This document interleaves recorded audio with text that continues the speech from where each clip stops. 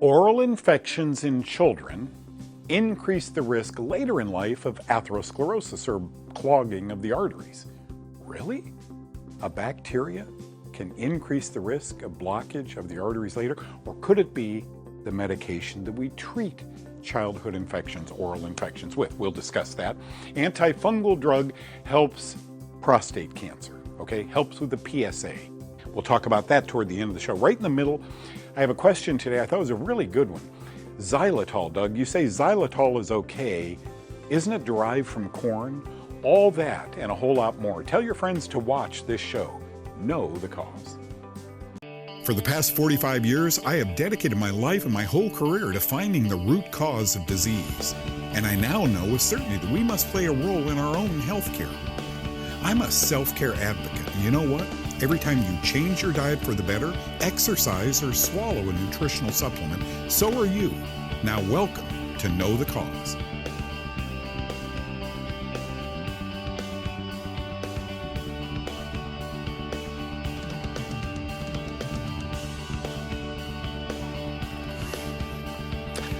It's 21 years ago that a friend of mine, his name was Dr. A.V. Costantini, he was a physician with the World Health Organization. He autographed this book for me. This is Atherosclerosis, Plaque in the Arteries, Hope at Last. Chapter 3, atherosclerosis is the leading cause of death. It was 21 years ago, it is today. Despite intensive research, its etiology remains unknown. The cause of it remains unknown. But there is no question that the cause of atherosclerosis in some way involves food. So that's what we're going to talk about right now. I'm going to do a two-part here. I don't know, go 5 or 6 minutes. I have some graphics I want to show you, and then we'll take a break. This is pretty deep.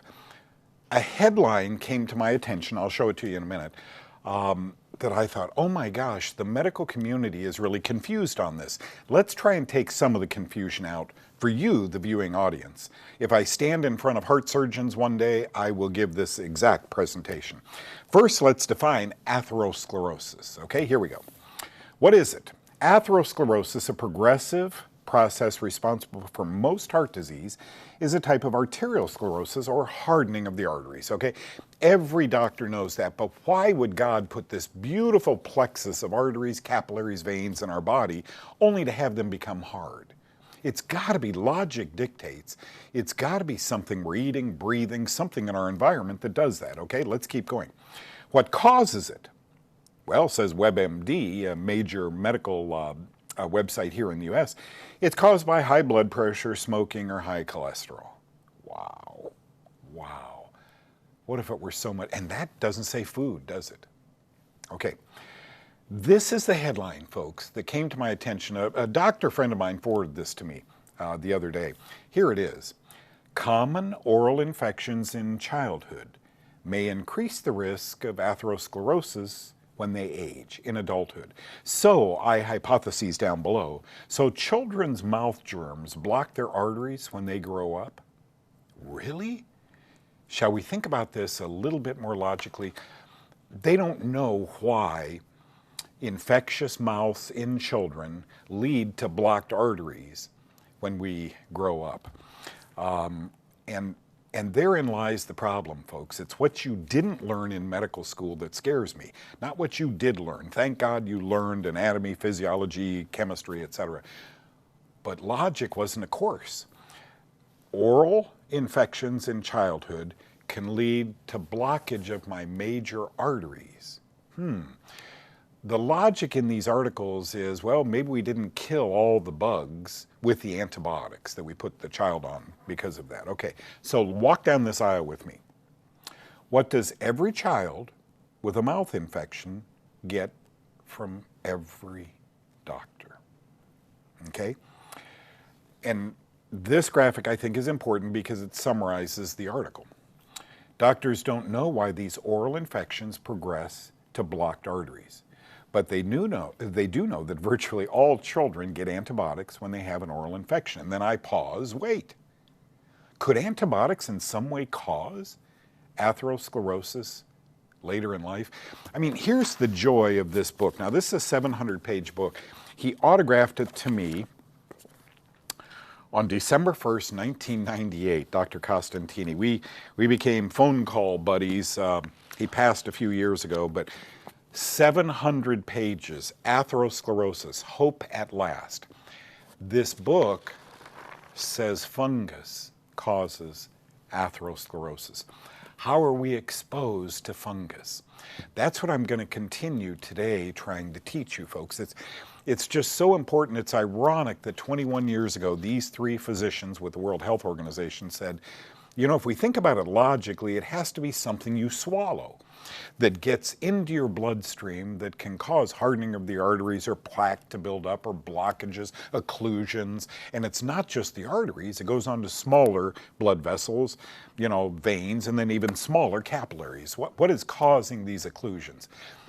And a paper comes out that says, you know, children who have lots of mouth infections end up with hardening of the arteries or plaque in their arteries.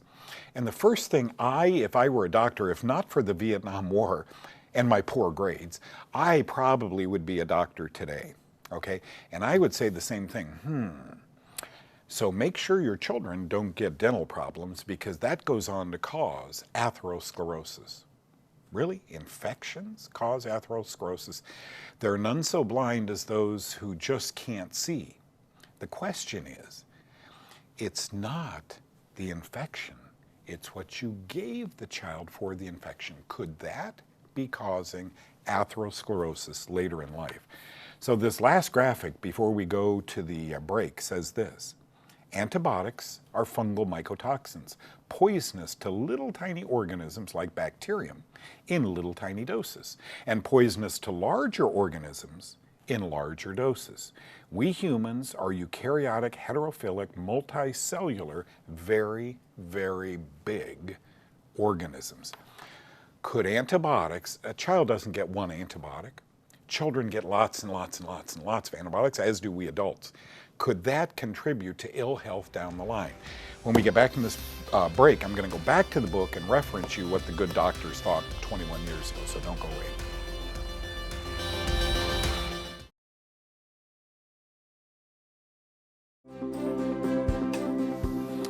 I remember, boy, I was younger. Those were the good old days.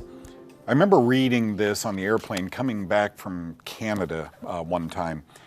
It's a deep book, but you can still get it. It's $65. Just go to Fungal Bionics, F-U-N-G-A-L Bionics, B-I-O-N-I-C-S. And if you have heart disease, folks, or hyperlipidemia, high blood fats, it's a book you really need to go through because it's not technical. It has references, hundreds of scientific references. 21 years ago they were saying this stuff. Let's look at what they were saying. Here's some notes from Dr. Costantini's Fungal Bionics book regarding hardening of the arteries and fungal mycotoxins. This one kind of blew me away decades ago. Mycotoxins cause high blood fats. And you know what? How many of you guys are running from well, your cholesterol is 245, I'm going to put you on a statin drug. Doctor, why did my cholesterol go up? We don't know. We don't? We seem to have known 21 years ago. Now, maybe not in everyone, folks, but exercise, maybe the B vitamins, niacin particularly, and a diet that is diametric to most other people. I'm just about a 70-year-old guy, and I eat so much differently than all of my friends that I don't have many. You know, I'm no fun. I don't drink alcohol. I don't eat potatoes, you know, so I'm not that much fun, but I sure feel good as an old guy, and I hope at 80 I still feel good. God willing, I believe I will. Okay, so the cause, mycotoxins cause high cholesterol, high triglycerides. Atherosclerotic lesions occur as an end result of exposure to fungi and their poisons. So these lesions are because we're eating food with these mycotoxins in them, and I'll explain this. Primates, for example, monkeys, develop high blood fats and atherosclerosis when fed Fusarium mold in corn. Corn is one of the most contaminated agricultural products in the world. Maize, corn, followed by peanuts, and now wheat. So a grain-free diet, talk to your doctor. A grain-free diet might be best for you. Here's some more notes from this wonderful book.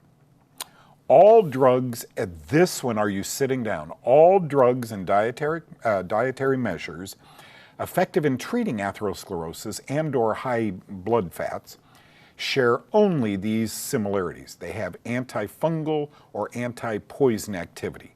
So the drugs griseofovin, lovastatin, ketoconazole, neomycin, fibrates, etc., all of these that treat high cholesterol just happen to kill fungus or reduce toxicity in the body. Isn't that mind-blowing? Why 21 years ago? Why 21 years ago did we know that we could follow a certain diet? And we knew certainly 20 years ago, probably 50 years ago, that exercise or sweating would help detoxify us. And we know that certain supplements, CoQ10, niacin, etc., are great for people who experience higher blood lipids. They're called blood fats. And always talk to your doctor. Don't stop taking a statin. So yes, here's my graphic. So sure, fungal mycotoxins can and do cause atherosclerosis. But wait a minute, how are you and I exposed to these mycotoxins, right? We have identified about classified 75,000 species of fungus. Of those, only 300 are found to be toxic to man. But each of those makes from 1 to 11 poisons. So there's probably 1,000 poisonous mycotoxins out there. Here is how we are exposed to them. These are commonly consumed mycotoxins: antibiotics, alcohol, grains, peanuts.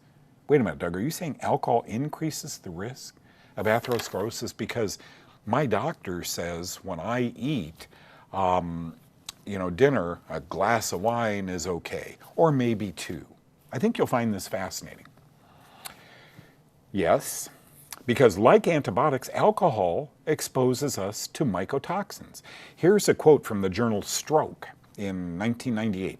Regular consumption of more than 50 grams a day of ethanol emerged as a prominent risk factor for early atherogenesis, the formation of fatty plaque in the arteries, surpassing even the effect of heavy smoking. So alcohol was worse. 50 grams per day is about 1.8 ounces or 2 drinks regularly. Isn't that amazing? We knew that. What's the American Heart Association's position then on alcohol? Well, if you drink alcohol, do so in moderation. That means an average of 1 to 2 drinks per day for men and 1 drink per day for women, says heart.org. So if you're drinking a tall beer or glass of wine, this alone, one of them, could be about 1.8 ounces of alcohol daily. My friends, here's the take-home message. We're kind of on our own. Alcohol industry lobbies and pays a lot to advertise their products. So does science, pharmaceutical industry. In the US, every ad on TV is exciting organ, piano music with kids running and playing, and how we oldsters need every pill on the block. When you've got lobbying like that to our legislators, you have to be careful. This says if you want to lower blood lipids, if you don't want to worry about atherosclerosis, don't drink, don't smoke, be careful of antibiotics. Hope that helps.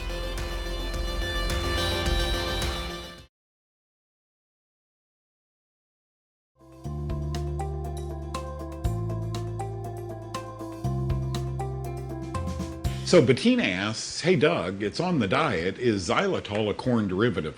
Bettina knows that I say stay away from corn. It's interesting that the cob is antifungal. It's sweet and it's antifungal. And we call that xylitol. Xylitol and stevia are okay on my diet. Now, if you're a real purist, and I tend to be, birch tree bark also is xylitol. Xylitol is one of those fascinating sweeteners in that it has antifungal properties. So you think you're eating corn, you're not. When you're eating xylitol, you're eating corn cob, which has antifungal properties. Birch bark or the corn-derived xylitol are okay in moderation on the Kaufman 1 and Kaufman 2 diets.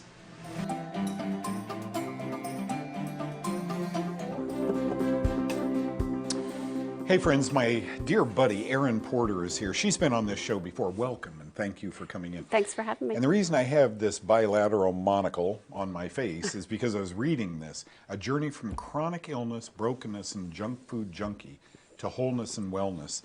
I forwarded this book, so I had to read it.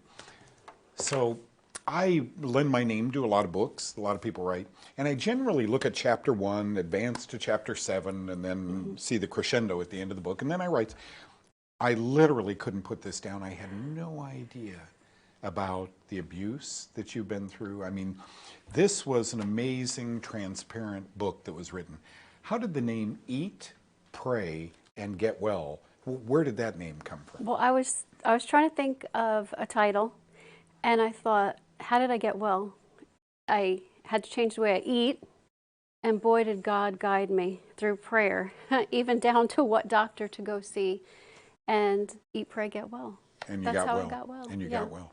And you've had a few sinus surgeries. This last one, you had a little melanoma that they noticed. And I want to... It was basal cell, thank God. It Okay, wasn't- good. Yeah. Basal cell carcinoma, that's called.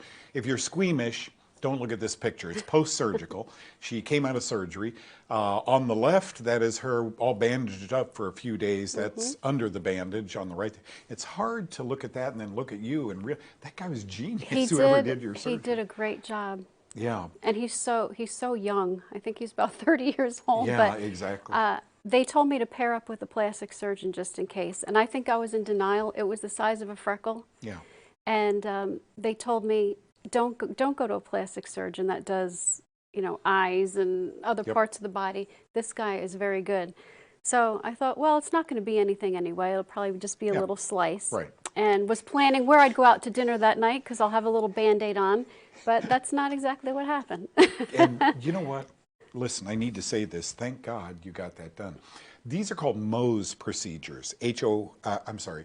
M-O-U-S, Mohs, right? Procedures. And what they do is they begin cutting, and they open more and more and more, and then they do laboratory tests to see if there's any more of the melanoma in the tissue, half an inch from it, and so forth. M-O-H-S, I'm sorry, is how you spell that. And I scrubbed for these for some time, many, many years ago. I'm not going to date myself, but it goes back a long way. And it looked a little bit gross, but these, the skin heals. It does. It was scary in the beginning because they did have to do flaps from the forehead and 2 flaps from the side. And when that bandage came off, I cried. I'll bet. I did not look like myself. But here you had chronic sinusitis all of your life. Right. And on top of that little sinusitis grew, dare I say, a mushroom, a cancer. So many of these dermatophytes make melanin and get their energy from the sun or from UV lamps. So it just makes total sense. But you're okay. And how is the sinus problem? The sinus problem is better, thank God. And I thought about that. So many years of fungal infection in my sinuses, I always wondered, is that what caused? Because in my heart, I don't feel like it was the sun. Yeah. It's probably more likely the fungal infection, the toxic makeup and sunscreen that I've done all my life. Wow. So that completely changed too. I told you about a 1957 book on mycology. A doctor friend of mine who went to Johns Hopkins had it. And it said basal cell, was it basal? I think basal cell carcinoma frequently is mistaken, or a fungal infection frequently is mistaken for basal cell carcinoma. And it got me thinking, it's strange the way we're seeing more and more and more cancer today. And oh, by the by, we've all been on antibiotic after antibiotic after antibiotic. And a lot of us have fungal infections. Yeah, and although he did a wonderful job, and I feel grateful it came out, I just regret every day because I see the scars. I have a lot of makeup on my nose right now, but I wish I had tried a couple months of antifungals. With everything I know, I got scared into jumping into surgery and cutting it out. Look, where I wish I would have just... I don't blame you. Given the circumstances, I might have done the same thing, especially when you think, okay, I'm going to wake up with a spot Band-Aid on my nose. Right. Instead of being open up like that. The book, you'll cry in the opening. You'll get all the way to laughing by the time you've read through it. Eat, Pray, and Get Well. It's authored by Erin Porter, and I'm telling you, she has done a stellar job of putting this book and this whole philosophy, this antifungal approach to your health problems together. Thank you for who you are and what you've done. Thanks, Doug.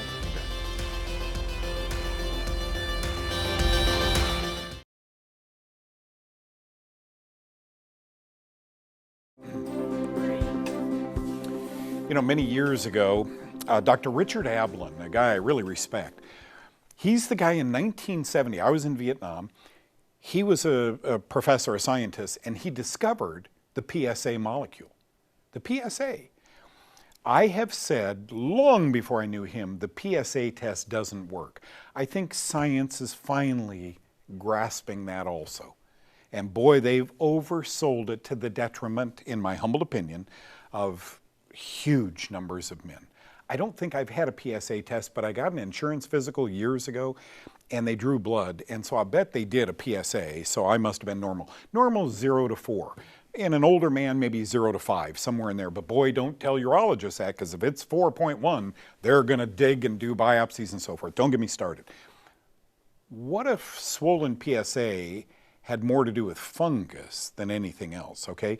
Let's start by showing you a little study that came out 21, 22 years ago. Antifungal drug treats prostate cancer. Well, I'm thinking 22 years ago, of course it does, because prostate cancer is a fungus, okay? Look at this. The antifungal drug was used in combination with cortisone. It was called ketoconazole or Nizoral. It was published in the Medical Tribune 21, 22 years ago. Why would an antifungal drug help prostate cancer unless the PSA test that diagnosed the prostate cancer was a fungus test? Wouldn't it be wild, guys, if the PSA test was actually some kind of a fungus test? And the doctor didn't know that. They still don't. By the way, this is published in a book. I put it somewhere back here, but at any rate, it's written by, here it is right here. I think this is it. It's written by a doctor named A.V. Costantini. Dr. A.V. Costantini was a friend of mine, and he wrote a book called Prostate Cancer, Hope at Last. Here he is in the middle, two other doctors. They're with the World Health Organization. They were bona fide physicians, and in that book, he approaches that question. What is the PSA test? Prostate Cancer, Hope at Last. Look at what he said, and I quoted him. Structurally, the PSA molecule that Dr. Ablin invented is a 33 kilodalton serine protease. It's an enzyme which was found to be made by 5 sac-forming fungus. Wait a minute. Didn't the doctor put a glove on and put his finger in my rectum and he felt a nodule on my prostate? It was a sac, wasn't it, on my prostate? Gosh, Doug, that couldn't have been a sac fungus. And yet 5 sac fungus, or 5 sac fungi, make this PSA test. Form the enzymes that make up the PSA test. Folks, if you're confused, so was I. Could this be the biggest nightmare men have ever experienced? By the way, Dr. Ablin taught me, open your hand, push on that muscle with your finger. That's what a normal prostate feels like. Close your hand, push on that knuckle. That's what a nodule on my prostate might feel like, okay? So, this is fascinating to note, folks. I think we are hyper-diagnosing. You've learned on my show, Know the Cause, that the British Medical Journal found that the mammogram is about 58%. You factor in false positive, false negative. It's about a coin flip of accuracy. Same with the flu shot. Now we're learning that the PSA probably never was prostate specific. So even the name doesn't apply, because pregnant women can have elevated PSAs. They don't have a prostate. Be careful out there. Just know that it's a good idea to visit a doctor, and that's one opinion. Then delve in. Go to Know the Cause. Study my work. Many doctors are now preaching this. Cancer and fungus? It couldn't be, could it? Could this be a huge mistake? I don't know. But that's what my research leads me to.